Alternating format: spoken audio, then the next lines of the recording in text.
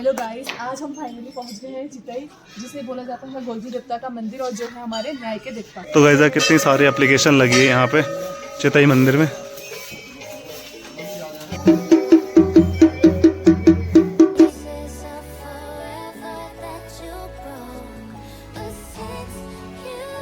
और हाँ, एक छोटी सी बात और मैं बताना चाहूंगी कि गोलजू का नाम गोलू क्यों पड़ा। ओहो दगड़ियों, पहला प्रणाम। तो स्वागत है आपका एक बार फिर से मेरे YouTube चैनल सिवाय विश ब्लॉग में। तो दगड़ियों करते हैं न्यू वीडियो की शुरुआत। तो यार फर्स्ट ब्लॉग में आज हम गए थे चिड़ियाघर और आज हमारा ये सेकंड ब्लॉग है। तो आज हम दर्शन करने वाले हैं चितई गोलू देवता जी के। तो दगड़ियों आप सीधे चलते हैं चितई, यहाँ से नज़दीक है, मतलब 1 किलोमीटर है यहाँ से, बस हो गया, तो ज़्यादा दूर है नहीं। तो दगड़ियों यार गोलू देवता जी को ना न्याय का देवता बोला जाता है और कहीं मतलब बहुत सारी कहानियाँ हैं उनके बारे में।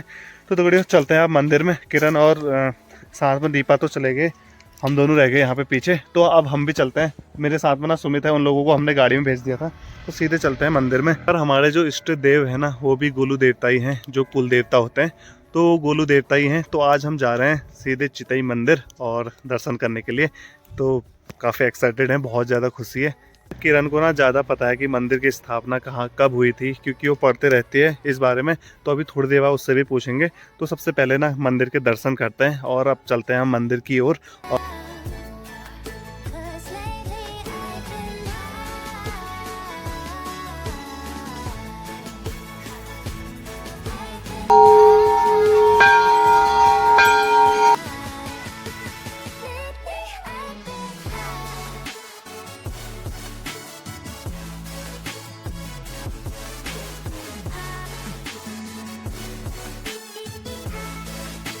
पीछे ना कितनी सारी अर्जियां लगी हैं, बिल्कुल सबकी मुरादें पूरी करते हैं गोलू देवता। और किरण कुछ बताएगी यहाँ के बारे में। किस तरह आप मेरे पीछे देख रहे हो ना, ये आस्था का प्रतीक, कितना बड़ा आस्था का प्रतीक है जो चितई गोलू देवता जी का मंदिर है।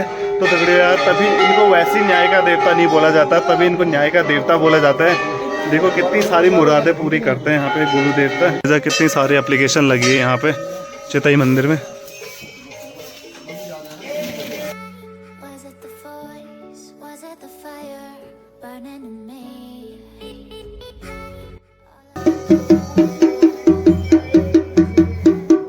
पहला प्रणाम तो करते हैं हम आज के दिन की शुरुआत। आज हम आए हैं विश्व प्रसिद्ध चितई गोलू देवता के मंदिर में, जिसे हमें न्याय का देवता कहा जाता है। तो मैं चाहती हूँ कि मैं न्याय के देवता के बारे में जो मैंने आज तक सुना है, जो मैंने मतलब कलेक्ट किया है जगह जगह से, उसको मैं आपके सामने व्यक्त करूं और बताऊं कि मतलब गोलजू हमें क्यों पूजे जाते हैं, हम क्यों इसको इतना मानते हैं, क्यों हमें इन्हें न्याय का देवता कहते हैं। तो बात करते हैं गोलजू के जन्म से कि गोलजू का जन्म कैसे हुआ, कैसे हम उनको न्याय का देवता मानते हैं। और मतलब हमें जितने सोर्स मिले, जितनी जानकारी मिली है, उनके हिसाब से मैं आपको बताती हूँ कि हमें कैसे इतिहास में अलग अलग तथ्य मिले हैं, अलग अलग जानकारियाँ मिली हैं। जैसे उन्हें वीर बहादुर भी कहा जाता था। अब इनके जन्म की बात कर ले तो गोलजू का जन्म कुछ इस तरह से हुआ कि एक महाराजा थे जिनका नाम था झालूराई। ठीक है, महाराजा झालूराई थे, तो उनने 7 शादियां कर ली थी। 7 शादियों के बाद भी उनकी कोई संतान नहीं हुई। ठीक है, उनकी कोई संतान नहीं हुई। तो उसके बाद उनने सोचा कि क्या कहते हैं, यार मेरी तो कोई संतान ही नहीं हो रही है, मैं क्या करूं।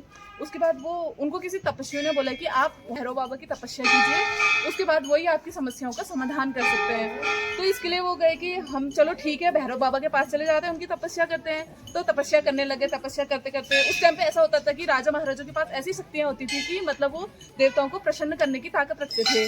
तो ठीक है, उन्होंने तपस्या करी। उसके बाद भैरव बाबा प्रकट हुए। उन्होंने बोला बोलो आपकी क्या समस्या है। तो इनने महाराज होते हैं झालूराई, वो क्या कहते हैं भैरव बाबा से बोलते हैं कि गुरुदेव आपको तो पता है कि मैं आपकी तपस्या क्यों कर रहा हूँ, मुझे क्या वरदान चाहिए, मैंने 7 शादियाँ कर ली, मुझे संतान की प्राप्ति नहीं हो रही है। तो गुरुदेव कहते हैं चलो ठीक है, मैं तुम्हारी ये मनोकामना पूरी करता हूँ। मैं जब मैं जन्म लूंगा वो आपके पुत्र के रूप में लूंगा, आपकी 8वीं बीवी से।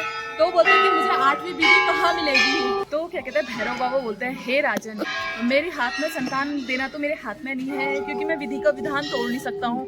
बट मैं इतना कर सकता हूँ कि जो आप 8वीं शादी करेंगे, जो आपकी 8वीं पत्नी होगी, उसके द्वारा मैं पुत्र के रूप में आपके घर में जन्म लूंगा। ऐसा बोलते हैं भैरव बाबा। तो कहते हैं, तो हमारे जो महाराज होते हैं वो बोलते हैं कि हे प्रभु, आपने ये तो बोल दिया कि मेरा जो पुत्र होगा वो 8वीं क्या कहते हैं बीबी से होगा, पर मुझे 8वीं बीबी कहाँ मिलेगी। तो बोलते हैं कि अगर आपका पुत्र होना है तो आपको 8वीं बीबी भी मिलेगी, लेकिन उसके लिए आपको थोड़ा सब्र करना पड़ेगा। तो जाते हैं नदी में, ऐसी नदी में जा रहे होते हैं तो उनको प्यास लगती है। नदी के अगल बगल ही होते हैं, उनको प्यास लगती है। तो फिर वो अपने सैनिक को भेजते हैं और बोलते हैं कि जाओ मिलने पानी ले आओ नदी से। तो वहाँ नदी में पानी लेने जाते हैं, तो सैनिक आते ही नहीं है वापस बहुत देर तक। फिर राजा कहता है कि यार इतनी देर हो गई, अभी तक वो मेरे पानी लेके नहीं आए। तो महाराज जब पानी के लिए जाते हैं तो वहाँ पे देखते हैं कि उनके सेनापति सारे मूर्छित पड़े होते हैं। तो जैसे ही वो पानी पीने लगते हैं तो वैसे ही उनके पास एक आवाज़ आती है कि रुक जाओ, ये पानी मत पियो। तो उतने में एक सुंदर मतलब कन्या प्रकट होती है, स्त्री प्रकट होती है। तो वो बोलते हैं कि हे देवी, आप कौन हैं और आपका इतना अद्भुत रूप, आप कौन हैं? तो वो बोलती है कि मैं पांच देवों की इकलौती बहन हूँ और ये नदी मेरी है और ये पानी मेरा है। उसके बाद जो वो कन्या निकली होती है, स्त्री निकली होती है, तो वो बोलती है कि अगर आपको ये पानी पीना है तो आपको मेरी शर्त माननी पड़ेगी। तो वो बोलते हैं हे देवी, बताइए आपकी क्या शर्त है?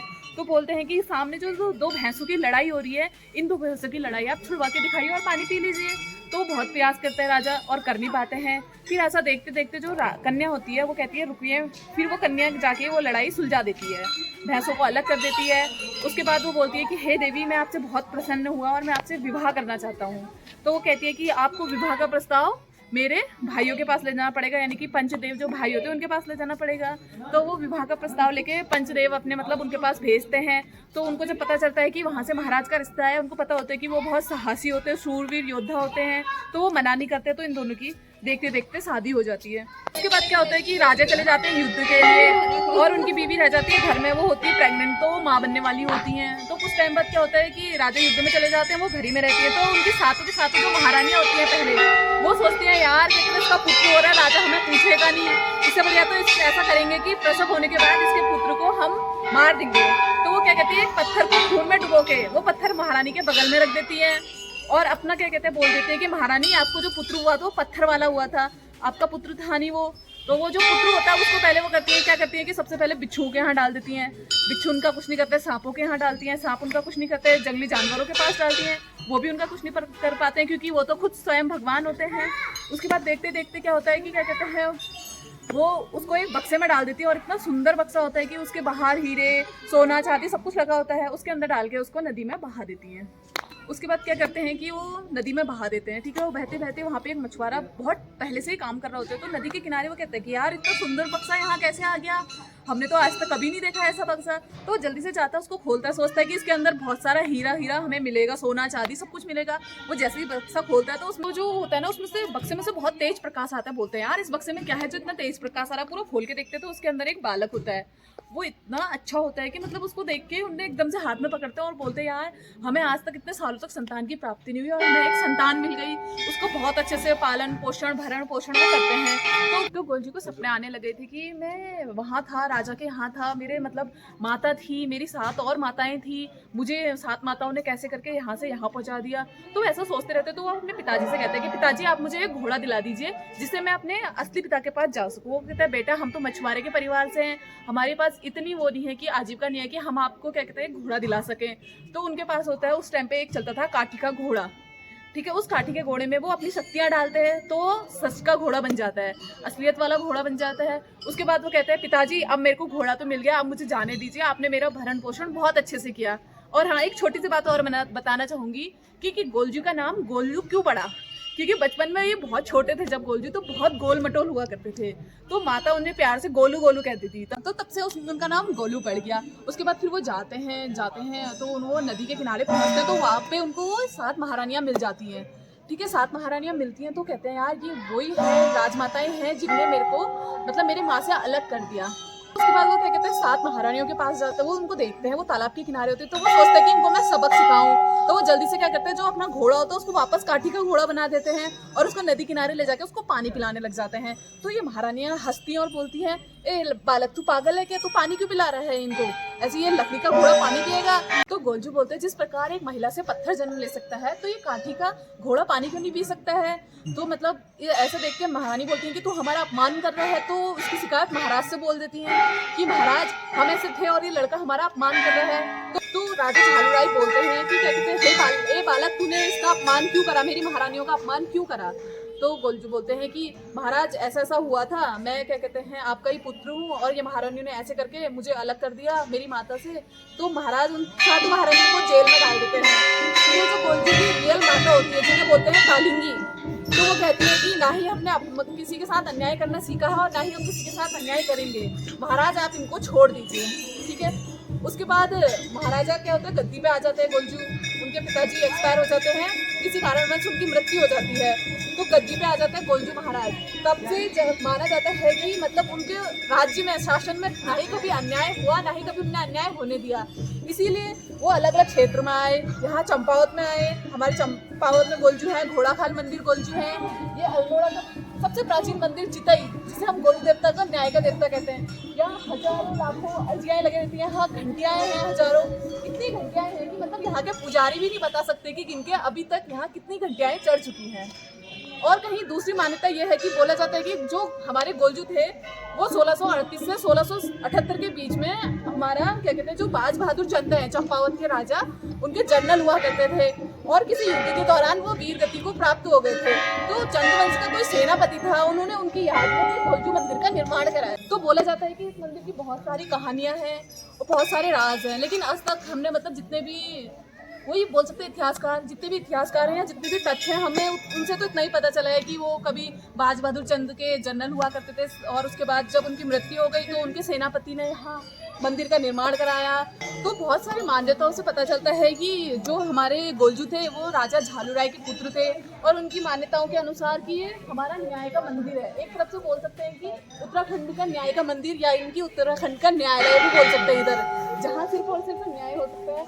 अभी हम वीडियो में आपको आगे दिखाएंगे कि यहाँ कितने मंदिर में मतलब कितनी घंटियाँ हैं, कितनी अर्जियाँ हैं, कितने लोग, लाखों लोग यहाँ पे दर्शन करने आते हैं और यहाँ की एक अलग ही मान्यता है।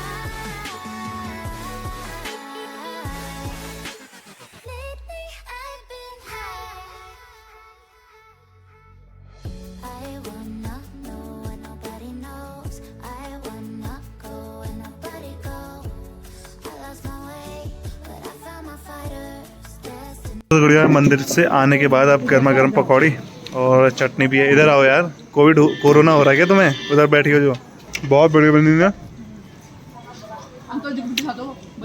तो हमारे दाजू बनाने में लगे हैं यहाँ पे पकौड़ी गर्मा गर्म। मेरे फ़ोन भल नहीं थे, ये साफ नोने। आराम से खा लो यार, कहीं भाग पड़ा रही पकौड़ी। चिड़ियाघर से आते आते इनकी अकल भी आ गई ने और ये इन्होंने बड़े अच्छे अच्छे शब्द बोले मंदिर के बारे में। धन्यवाद। कहाँ से आई इतनी अकल? तो यार आज का हमारा टूर कंप्लीट हो गया और अब निकलते हैं घर को।